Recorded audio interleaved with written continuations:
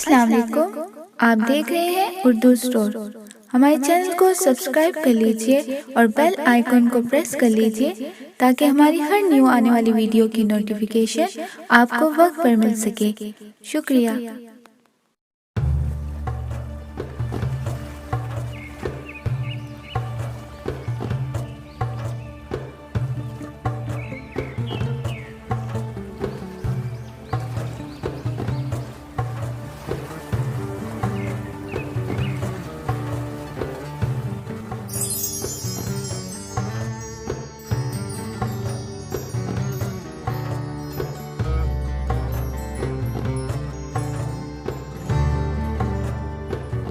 جیسا کہ ویورز ہم نے گزشتہ پارٹ میں دیکھا کہ جب ملکہ نفریتی کو شک ہوا کہ کہیں امبر ہی اس کا بیٹا تو نہیں، یہ معلوم کرنے کے لیے وہ کیسے درویش اناتول کے پاس گئی اور امبر کے باپ رجال نے ملکہ کے خوف سے کیسے اپنے بیٹے کو ملک شام کی طرف روانہ کیا اور کیسے ملکہ مصر کے آدمی امبر کا تعاقب کر رہے ہیں، تو چلیے دیکھتے ہیں اس سے اگلے پارٹ میں کیا ہوتا ہے۔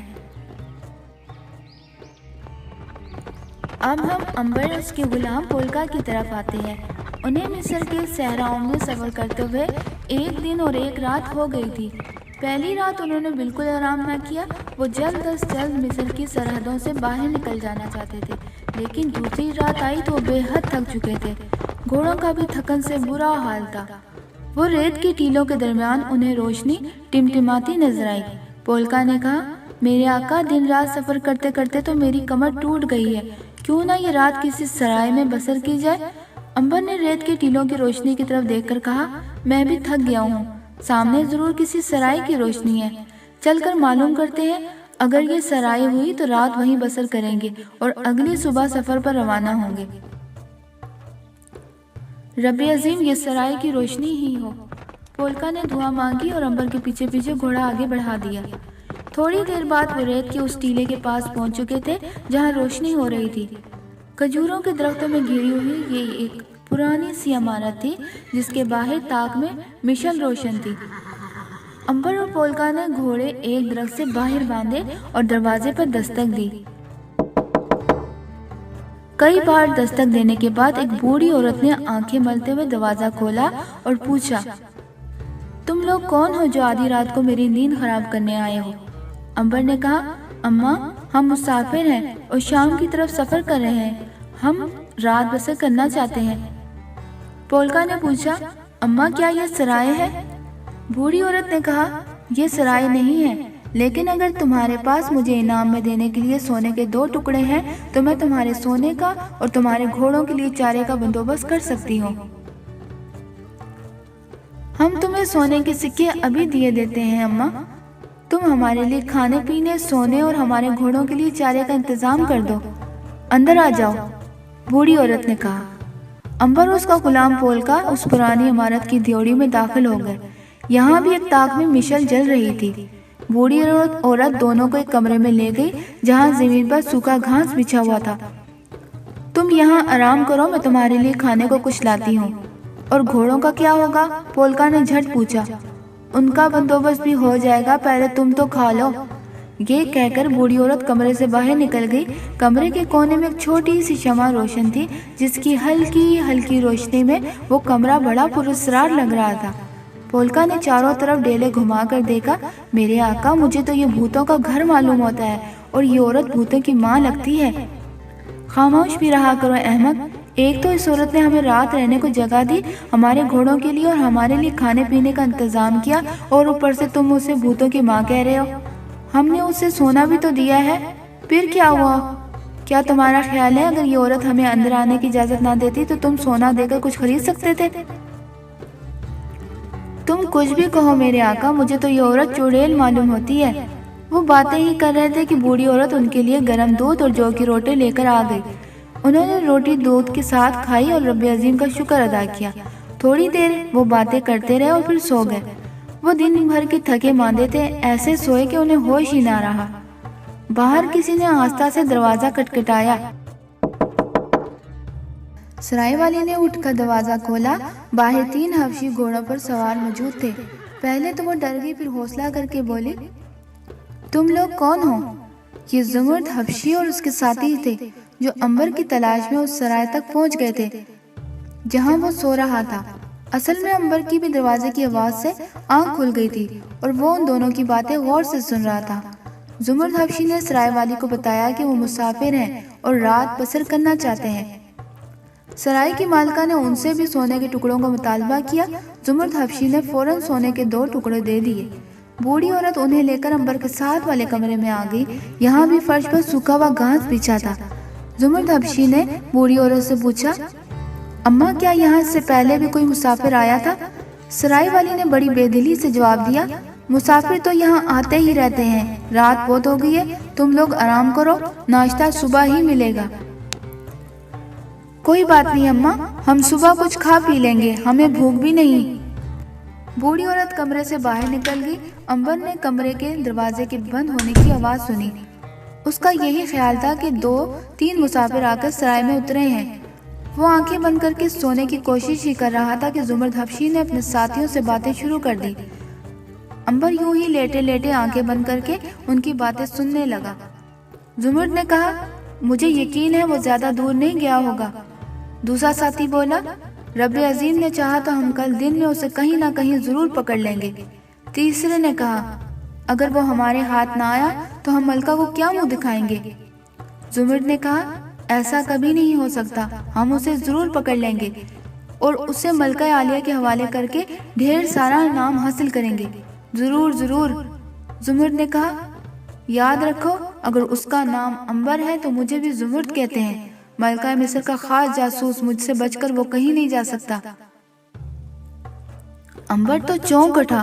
اسے یوں معلوم کر کے بڑی حیرت ہوئی کہ یہ لوگ اسے گرفتار کرنے گھر سے نکلے ہیں۔ اسے یہ بھی علم ہو چکا تھا کہ وہ ملکہ مصر کے کہنے پر اس کی تلاش میں نکلے ہیں۔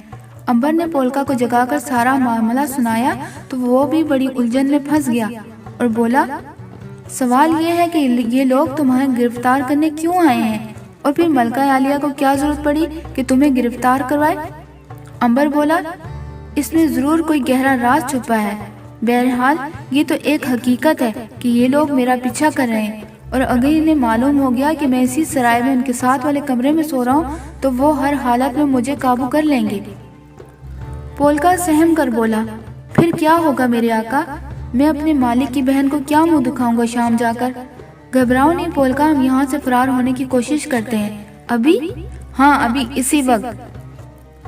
دونوں بڑی خاموشی سے اٹھے، انہوں نے چادریں اپنے جسم کے گرد لپیٹی اور آہستہ سے دروازہ کھول کر دیوڑی میں آ گئے۔ تاک میں مشعل جل رہی تھی، اس کی روشنی رات بھر جلنے کے بعد دھندلی ہو گئی تھی۔ عنبر نے پولکا کا ہاتھ تھاما اور دیوڑی کا دروازہ کھول کر باہر نکل آیا۔ کھلے آسمان پر ستارے چمک رہے تھے۔ وہ ریت پر تیز تیز قدم اٹھائے کھجوروں کے ان جھنڈوں کے پاس آ گئے جہاں ان کے گھوڑے بندھے ہوئے تھے۔ ایک لمحہ ضائع کیے بغیر وہ گھوڑوں پر سوار ہوئے، انہیں ایڑ لگا کر شام کی سرحد کی طرف روانہ ہو گئے۔ صبح زمرد حبشی ناشتے کا انتظار کر رہا تھا کہ سرائے کی مالکہ دودھ اور جو کی روٹی لے کر اندر داخل ہوئی۔ وہ زور زور سے بول رہی تھی، عجیب پاگل لوگ تھے، نہ ناشتہ کیا نہ بتایا اور راتوں رات بھاگ گئے۔ زمرد نے پوچھا، کون بھاگ گئے ماں جی؟ مسافر جو تمہارے ساتھ والے کمرے میں اترے تھے۔ زمرد نے ناشتہ کرتے ہوئے پوچھا، کون تھے وہ؟ سرائے کی مالکہ بولی، ایک غلام تھا اور دوسرا نوجوان لڑکا تھا، نیلی نیلی آنکھوں والا۔ اس نے مجھے سونے کے سکے بھی دیے تھے، کسی امیر گھرانے کا معلوم ہوتا تھا۔ زمرد حبشی کے ہاتھ سے روٹی کا ٹکڑا گر پڑا۔ وہ کب آئے تھے؟ تمہارے آنے سے کوئی 1 پہر گھڑی پہلے آئے تھے۔ زمرد فوراً اٹھا اور ساتھیوں سے بولا، جلدی سے گھوڑوں پر زین کسو، عنبر بھاگنے نہ پائے۔ سرائے کی مالکہ منہ ہی دیکھتی رہ گئی اور تینوں حبشی سرائے سے نکل گئے۔ وہ سرپٹ گھوڑے دوڑاتے جا رہے تھے۔ رات بھر کی شبنم سے ریت سخت ہو گئی تھی اور گھوڑے بڑی تیزی سے دوڑ رہے تھے، مگر وہ عنبر سے بہت پیچھے تھے۔ عنبر اور پولکا اس وقت شام کی سرحدوں پر پہنچ چکے تھے۔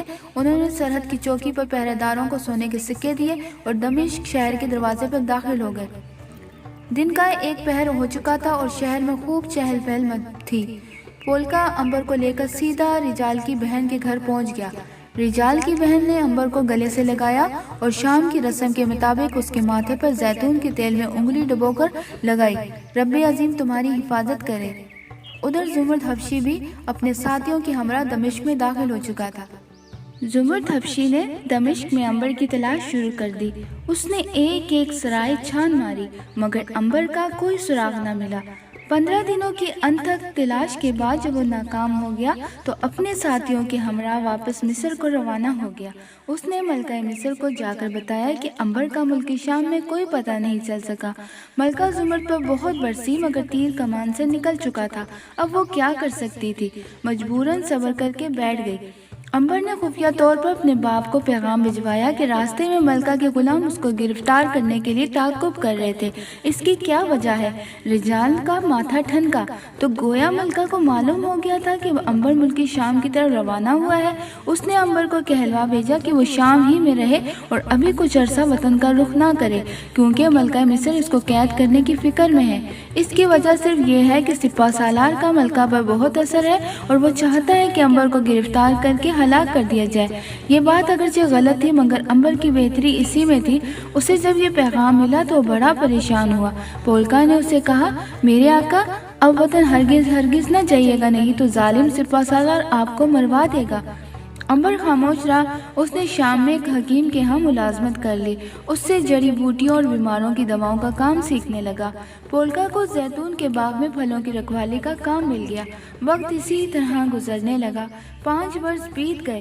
اس دوران میں ایک بار رجال اور اس کی بیوی دمشق آ کر چپکے سے عنبر سے مل گئے۔ وہ فرعون کے مرنے کا انتظار کر رہے تھے تاکہ اس کی موت کے بعد ملکہ پر عنبر کے شہزادے ہونے کا راز فاش کر دیں۔ وقت آہستہ آہستہ گزرتا چلا گیا۔ اس عرصے میں عنبر کو ساری جڑی بوٹیوں کا علم حاصل ہو چکا تھا۔ اب وہ استاد سے کھوپڑی کھول کر دماغ کا آپریشن کرنے کا فن سیکھ رہا تھا۔ قدیم مصر کے ڈاکٹر بڑے لائق تھے۔ وہ دماغ کا علاج کھوپڑی کھول کر کرتے تھے۔ اس کام میں وہ اس قدر ماہر تھے کہ بڑے آرام سے انسان کی آدھی کھوپڑی کھول دیتے اور پھر نازک اوزاروں کی مدد سے دماغ کا آپریشن کر کے مریض کو اچھا کر دیتے۔ 5 برس کے اندر عنبر اس فن میں بھی ماہر ہو گیا۔ اس نے اپنے استاد کے سامنے کئی مریضوں کی کھوپڑی کھول کر ان کا علاج کیا اور انہیں شفا یاب کیا۔ اس دوران میں عنبر کے ماں باپ بہت بوڑھے ہو گئے تھے۔ عنبر پورا جوان ہو چکا تھا۔ اس کی پھپھی کا بھی انتقال ہو چکا تھا اور وہ پولکا کے ساتھ اپنے استاد کی حویلی میں رہتا تھا۔ اسی سال مصر میں بہت بڑا سیلاب آیا۔ عنبر کے دوست قہرمان نے اسے خبر دی کہ اس کے ماں باپ سیلاب میں ہلاک ہو گئے ہیں۔ عنبر کی آنکھوں میں آنسو آ گئے۔ وہ اپنے مرحوم ماں باپ کی قبروں پر دعا مانگنے کے لیے بھی مصر نہیں جا سکتا تھا۔ وہ صبر و شکر کر کے دمشق میں ہی بیٹھا رہا۔ اسے شام آئے 12 برس گزر گئے تھے۔ اس عرصے میں اسے پتہ چلا کہ فرعون مر گیا ہے اور اس کی جگہ اس کا چھوٹا بھائی اخناتون تخت پر بیٹھ گیا ہے۔ عنبر اسی دن کا انتظار کر رہا تھا۔ اس نے پولکا کو ساتھ لیا اور ایک روز اپنے استاد کو الوداع کہہ کر مصر کی طرف روانہ ہو گیا۔ وہ پورے 13 برس بعد اپنے وطن مصر آ رہا تھا۔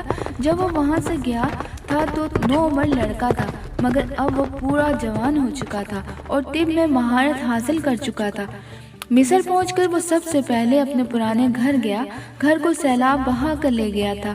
وہاں اب سوائے مٹی اور ریت کے چھوٹے چھوٹے ٹیلوں کے اور کچھ نہ تھا۔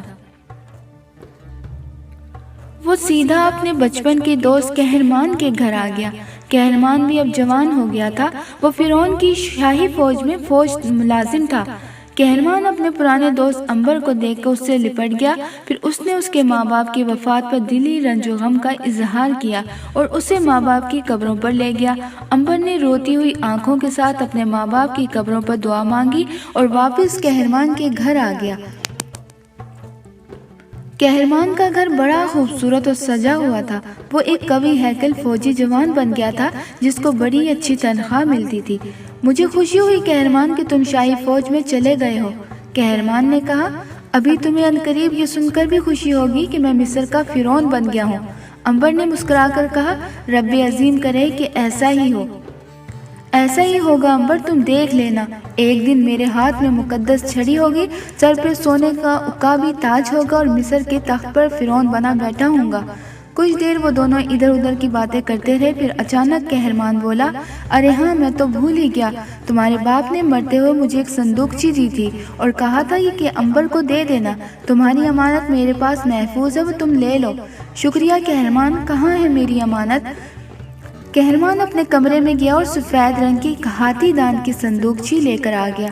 ये लो भाई अपनी अमानत। शुक्रिया कहरमान। अच्छा अब मैं जाता हूँ, फिर कब मिलोगे? कल शाम को आऊँगा। कहरमान ने कहा, जरूर आना, तुम्हें एक दोस्त से मिलाऊंगा। जरूर आऊँगा। अंबर हाथी दांत की संदूकची लेकर वापस सराय में आ गया। यहाँ पहुंचकर उसे मालूम हुआ कि पोलका घोड़े से गिरकर हलाक हो चुका है। अंबर पर तो गोया गम का पहाड़ टूट पड़ा। अब वो इस दुनिया में अकेला रह गया था। वो बहुत देर सराय के अंधेरे कमरे में लेटा आंसू बहाता रहा। फिर उसने अपने आप को हौसला दिया और हिम्मत करके उठ बैठा। उसने गर्म दूध का एक प्याला पिया और संदूकची खोलकर उसे देखने लगा। मरहूम बाप ने उसके नाम क्या छोड़ा है। सबसे पहले उसे अपने बाप का एक खत मिला। उसने खत खोलकर पढ़ना शुरू कर दिया। इस खत में अंबर के बाप रिजाल ने सारा राज खोलकर बयान कर दिया था। खत पढ़ने के बाद अंबर हैरत में गुम होकर रह गया। तो क्या वो रिजाल का बेटा नहीं है? क्या वो फिरौन का बेटा है? क्या मलका मिस्र उसकी माँ है? अंबर का जिस्म इस ख्याल से काम गया, वो एक जालिम फिरौन का बेटा है। रिजाल ने खत के आखिर में लिखा था, प्यारे बेटे, तुम्हें इस संदूकची में एक शाही मोहर भी मिलेगी। ये मोहर फिरौन की खास मोहर है और सवाई शहजादे के और किसी के पास नहीं हो सकती। ये मोहर हमें इस कश्ती में ही मिली थी जिसमें लिटाकर तुम्हारे दरियाए नील में बहा दिया गया था। अंबर ने संदूकची का निचला हिस्सा उलट दिया। फिरौन की सोने की शाही मोहर सुर्ख मखमल के गिलाफ में लिपटी हुई उसके सामने पड़ी थी। अंबर ने मोहर उठाकर अपनी जेब में रख ली। उसने खत को भी संभाल कर रख लिया और अजीब किस्म के ख्यालात में खोया हुआ सो गया। अगले रोज उठकर वह कहरमान के पास गया। कहरमान वर्दी पहनकर शाही महल जाने की तैयारियां कर रहा था। उसका दोस्त सफेद घोड़ों वाला रिथ उसके सामने मकान के खड़ा था। उसने अंबर को आते देखकर उससे खुशामदीद कहा, दोस्त तुम रात आए नहीं, तुम्हें एक खास जगह लेकर चलना था। अंबर ने कहा, मैं थका हुआ था, बिस्तर पर लेटे ही होश न रही। खैर कोई बात नहीं, आज चलेंगे। अंबर ने कहा, कहरमान, मैं इस शहर में तबाबत का काम करना चाहता हूँ, क्या तुम इस सिलसिले में मेरी मदद कर सकते हो? क्यों नहीं, मैं तुम्हारा दोस्त हूँ, तुम जिस किस्म की मदद चाहोगे मैं तैयार हूँ। अंबर बोला, मैं इस शहर की किसी छोटी सी हवेली में बीमारों के लिए एक शिफा खाना बनाना चाहता हूँ। मैंने ये हुनर अपने उस्ताद से सीखा है और चाहता हूँ कि दुखी और बीमार लोगों की खिदमत करूँ। कहरमान ने कहा, ये कौन सी मुश्किल बात है, मैं आज ही इसका बंदोबस्त कर देता हूँ। दरिया किनारे मेरी अपनी हवेली खाली पड़ी है, तुम वही ले लो और अपना काम शुरू कर दो। तुम्हारा शुक्रिया कहरमान, तुम मेरे सच्चे दोस्त हो। लंबा तड़ंगा कहरमान कहका लगाकर हंस दिया और अंबर के कांधे पर जोर से हाथ मारकर बोला, ये बात कहने की क्या जरूरत थी अंबर, हम दोनों दोस्त हैं, सच्चे दोस्त हैं और हमेशा दोस्त रहेंगे। अगर तुम कहो तो मैं शाही फौज में भी तुम्हारी नौकरी दिलवा सकता हूँ। नहीं दोस्त, मैं बीमार लोगों की खिदमत करना चाहता हूँ। जैसे तुम्हारी मर्जी, मगर हाँ, आज शाम मेरे साथ चलना मत भूलना, मैं शाम को जरूर आऊँगा। शाम को कहरमान अंबर को लेकर थैबिस शहर की एक बहुत मशहूर और अमीर तरीन रकासा के पास ले गया, जहाँ शहर के उमरा और शायर आकर वक्त गुजारते थे। इस रकासा का नाम तलाला था। वो बड़ी पुरवकार और खूबसूरत औरत थी। कहरमान ने तलाला से अंबर का तारुफ करवाया। वो अंबर से बातें करने लगी। अब अंबर दूसरे तीसरे रोज तलाला के यहाँ आ जाता था। इस अरसे में अंबर ने हवेली में अपना शिफा खाना बना लिया था, जहाँ सैकड़ों मरीज आकर अपना इलाज करवाते थे। अंबर ने कई अमीर लोगों का दिमागी ऑपरेशन भी बड़ी कामयाबी से किया और खूब दौलत कमाई, लेकिन वो अपनी सारी दौलत रकासा तलाला के घर आकर खर्च कर देता। ये एक बुरी आदत थी जो उसके दोस्त ने उसे डाल दी थी। अंबर चूंकि खानदानी आदमी था, इसलिए वो बुराई से बचना चाहता था। एक रोज उसने तलाला से कहा, तलाला, मैं चाहता हूँ कि तुम मुझसे शादी कर लो ताकि हम दोनों एक शरीफाना और नेक जिंदगी बसर करें। तलाला कहका मारकर हंस पड़ी और बोली, क्या तुम्हारे पास इतनी दौलत है कि मुझसे ब्याह कर सको? अंबर ने कहा, तुम जो मांगो मैं वो देने को तैयार हूँ ताकि तुम्हें इस बुरी जिंदगी से निजात मिले और मेरा भी घर आबाद हो। तलाला ने कहा, अपने ऑपरेशन के औजार लाकर मुझे दे दो। अंबर कांप उठा। उस जमाने में ऑपरेशन के औजार बेहद मुकद्दस समझे जाते थे, क्योंकि उनसे बीमार लोगों का इलाज किया जाता था। इसके बारे में एक ख्याल था कि इन औजारों पर नेकी के फरिश्तों का साया होता है। मगर अंबर ने इनकार ना किया और महज इस ख्याल से कि अगर इतनी कुर्बानी देकर एक भटका हुआ इंसान सीधी राह पर आ जाता है तो ये सौदा कोई महंगा नहीं है। طلالہ بڑی حیران ہوئی، اسے یہ ہرگز امید نہیں تھی کہ عنبر اوزاروں جیسی مقدس شے اسے دینے پر تیار ہوگا۔ ویسے بھی اس دور میں آپریشن کے اوزار سونے سے بھی زیادہ مہنگے تھے۔ دوسرے روز عنبر نے سارے کے سارے اوزار لا کر طلالہ کے حوالے کر دیے۔ طلالہ نے اوزار لے کر اپنے صندوق میں بند کر دیا اور تالی بجا کر 2 ہٹے کٹے حبشیوں کو بلایا اور کہا، اس نوجوان کو دھکے دے کر میرے گھر سے باہر نکال دو۔ عنبر حیرت زدہ ہو کر طلالہ کا منہ دیکھنے لگا۔ یہ تم کیا کہہ رہی ہو طلالہ؟ طلالہ نے غصے میں گرج کر کہا، اور تم کیا سمجھتے ہو کہ میں تم جیسے بھکاری سے شادی کروں گی؟ نکل جاؤ میرے گھر سے، اور پھر کبھی ادھر کا رخ کیا تو گردن کٹوا دوں گی۔ عنبر کچھ کہنے کے لیے آگے بڑھا ہی تھا کہ ہٹے کٹے حبشی آگے بڑھے۔ انہوں نے عنبر کو اٹھایا اور دروازے میں سے بڑے زور کے ساتھ بڑی باہر گلی میں پھینک دیا۔ عنبر کو سخت چوٹیں آئیں اور وہ بے ہوش ہو گیا۔ آسمان پر بادل زور سے گرجے، بجلی چمکی اور بارش شروع ہو گئی۔ عنبر کو ہوش آیا تو وہ کیچڑ میں لت پت تھا اور اس پر بارش کا پانی گر رہا تھا۔ اس کے دل نے بڑی عبرت پکڑی تھی۔ وہ چپکے سے اٹھا اور اپنی حویلی میں آ کر تخت پوشی پر لیٹ کر پھر اس نے غسل کیا، اپنے زخموں پر مرہم لگائی، کپڑے بدلے اور بستر پر لیٹ گیا۔ 1 ہفتے کے بعد اس کے زخم ٹھیک ہو گئے۔ اس نے کہرمان سے کوئی بات نہیں کی، اس لیے کہ اب کہرمان فرعون کی فوج کا سپہ سالار بن چکا تھا اور وہ اپنے مکان چھوڑ کر شاہی محل ہی میں رہتا تھا۔ وہ بہت کم عنبر سے ملتا تھا۔ عنبر نے غسل کے بعد دھلے ہوئے پرانے کپڑے پہنے اور آخری بار طلالہ سے ملاقات کرنے اس کے عالی شان مکان پر آ گیا۔ طلالہ نے اسے اندر بلوانے سے انکار کر دیا۔ عنبر نے کہلوا بھیجا کہ وہ اس کے لیے ایک تحفہ لایا ہے۔ طلالہ نے لالچ میں آ کر اسے بلوا لیا۔ وہ ایک شاندار مسیری پر بیٹھی تھی۔ عنبر نے اس کے پاس آ کر جیب سے ایک فرعون کی سونے کی شاہی مہر نکال کر کہا، اسے پہچانتی ہو؟ طلالہ کی آنکھیں پھٹی کی پھٹی رہ گئیں۔ وہ فرعون کی شاہی مہر کو صاف طور پر پہچان گئی تھی۔ اس نے کہا، ہاں یہ شاہی مہر ہے، اس کو غور سے دیکھ لو۔ میں دیکھ رہی ہوں عنبر، یہ فرعون کی شاہی مہر ہے، مگر یہ تمہارے پاس کیسے آ گئی؟ اس لیے کہ یہ میری ہے اور میرا حق ہے۔ کیا مطلب؟ عنبر نے حقارت سے طلالہ کی طرف دیکھ کر کہا، تم بد نصیب ہو طلالہ، ایک وقت آئے گا جب تمہیں علم ہوگا کہ تم نے عنبر سے نہیں بلکہ فرعون مصر کے بیٹے سے شادی کرنے سے انکار کیا تھا۔ پھر تم پچھتاؤ گی مگر کچھ نہ ہو سکے گا۔ اتنا کہہ کر عنبر بڑی تیزی سے واپس آ گیا۔ طلالہ اسے پکارتی ہی رہ گئی، مگر عنبر اسی اثنا میں مکان سے باہر جا چکا تھا۔ فرعون اخناتون تخت پر بیٹھا تو اس کی عمر 22-23 برس تھی۔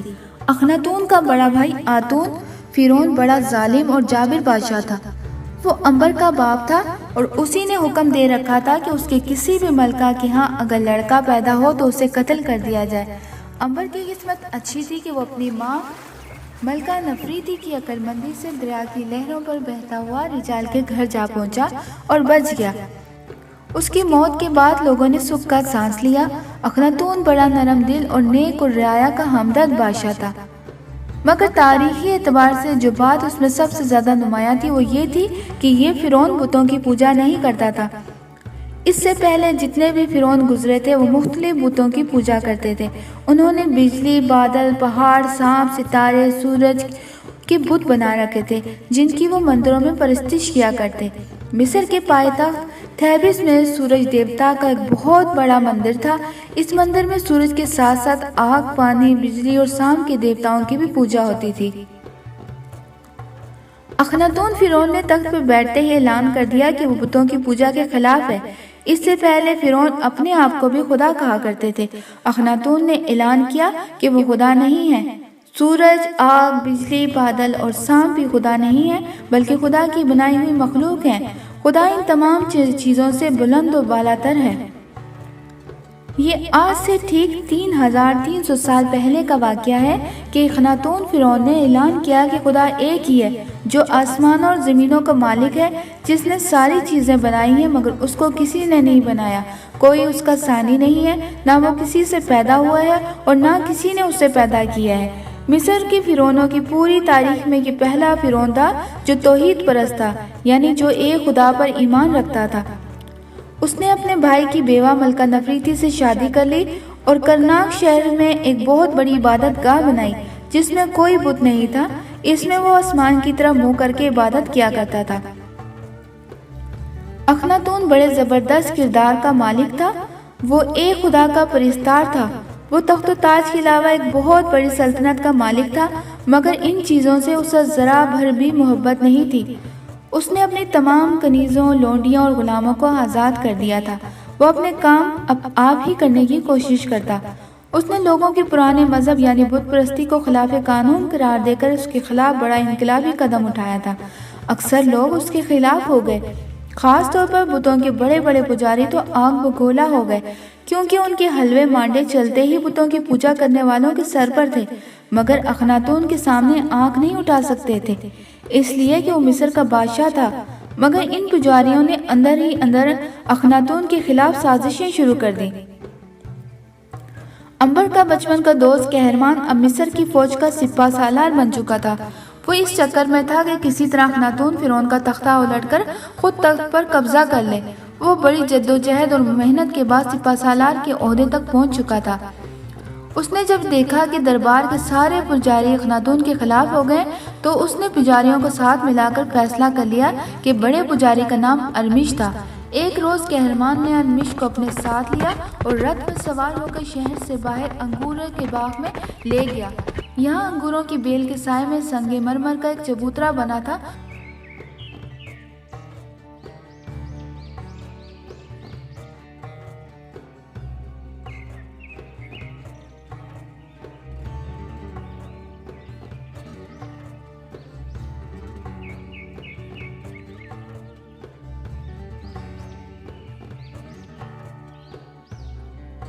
दोनों चबूतरे पर बैठ गए। पुजारी अरमिश ने कहा, ए मिस्री फौज के सिपा सालार कहरमान, आपने मुझे किस लिए याद किया?